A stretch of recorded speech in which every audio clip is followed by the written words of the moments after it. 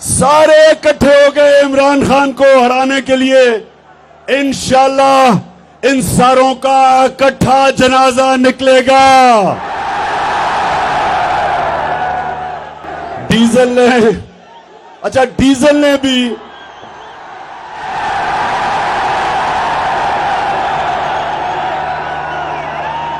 ने वो मिनिस्ट्री नहीं ली। हमने समझा जी बड़ा इस्लाम का ठेकेदार है, ये बड़ी अच्छी कोई वज़ीरत लेगा, कुछ लोगों को बताएगा इस्लाम के मुतालिक, कोई तालीम की वजारत लेगा। लेकिन उसने वजारत ली है सड़कों की, जिसमें पैसा बनता है, कमीशन बनती है। डीजल का भी, वैसे मैं डीजल का भी देख रहा हूं कि ये जो सारे इकट्ठे हो गए इमरान खान को हराने के लिए। इंशाअल्लाह इन सारों का इकट्ठा जनाजा निकलेगा। स्वामी, मैं फिर से आपके जुनून और आपके शऊर का आपका शुक्रिया भी अदा करता हूं, आपको खराज तहसीन पेश करता हूं।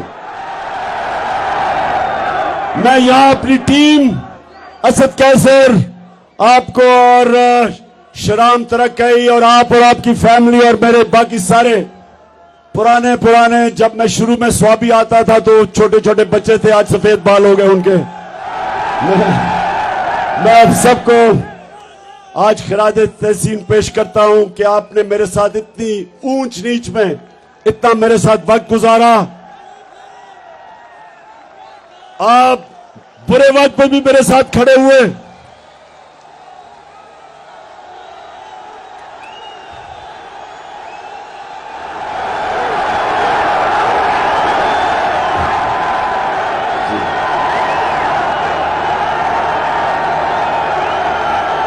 और एक और चीज मैं ये जरूर कहूंगा कि मैं आज सारे पाकिस्तान के सामने ये कह रहा हूं कि वैसे पख्तूनख्वा को मैं खास खराज तहसीन इसलिए पेश करता हूं,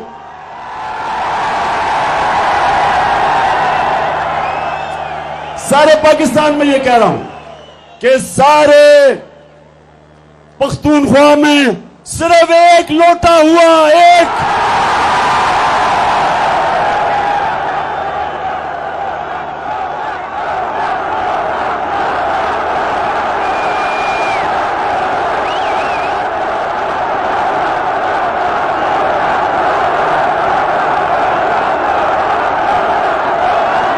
बड़ी बात है।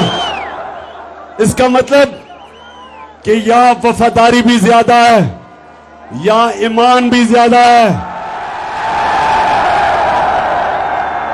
या माशाल्लाह आपकी अखलाकियात भी ज्यादा है। हालांकि कल फैसलाबाद के लोगों को मैंने कहा, वैसे जिस तरह फैसलाबाद में कल लोग निकले हैं, मैंने कभी अपनी जिंदगी में इस तरह की जोश और जज्बा फैसलाबाद में नहीं देखा। लेकिन मैंने एक गिला किया फैसलाबाद से,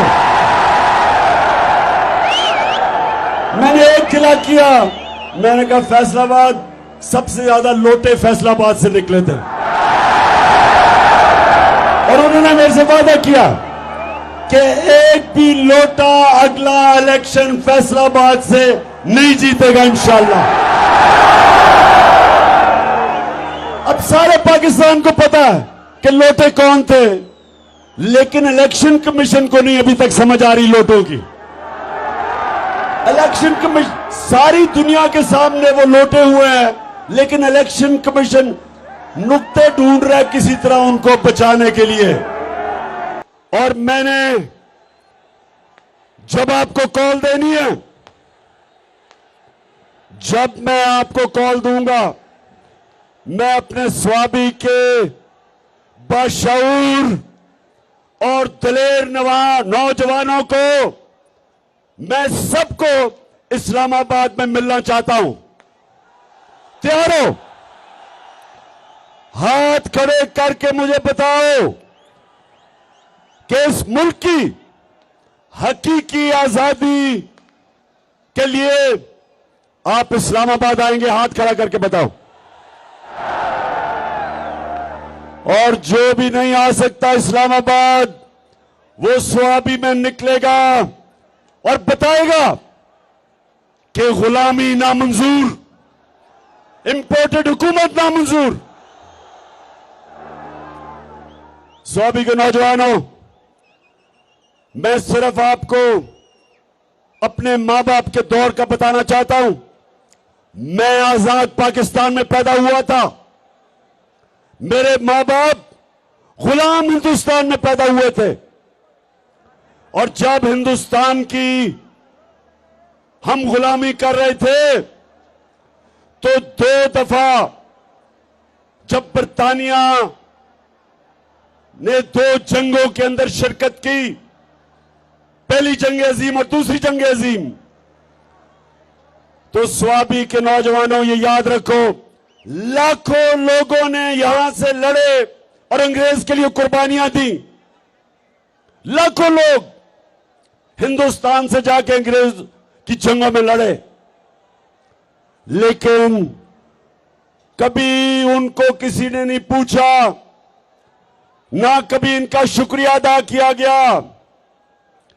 अरबों रुपया जो यहां से इकट्ठा करके अंग्रेजों की जंग में लगा, किसी ने नहीं परवाह की, किसी ने शुक्रिया अदा नहीं किया, क्योंकि हिंदुस्तान गुलाम था।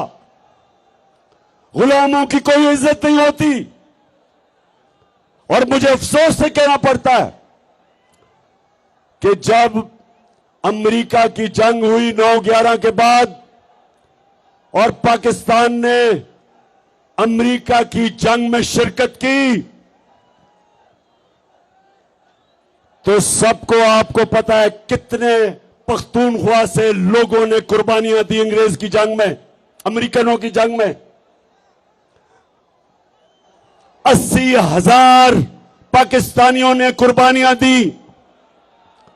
और यहां कबायली इलाके के लोग जो सारे पख्तूनख्वा के साथ अब पख्तूनख्वा का हिस्सा बन चुके हैं, कबायली इलाके के लोगों ने सबसे ज्यादा कुर्बानी दी। 35 लाख लोगों ने नकल मुकानी की। लेकिन क्या किसी ने पाकिस्तान का शुक्रिया अदा किया? क्या अमेरिका ने कहा कि शुक्रिया पाकिस्तान, आपने 80,000 अपने लोग कुर्बान कर दिए, हमारी फौज 3 गुना ज्यादा हमारी फौजियों ने कुर्बानी दी बनिस्बत जो अमेरिकन अफगानिस्तान में जिनकी जानें गई? किसी ने शुक्रिया अदा नहीं किया, बल्कि कई वहां से आवाजें उठी अमेरिका से कि पाकिस्तान की वजह से वो जंग नहीं जीत सके अफगानिस्तान में।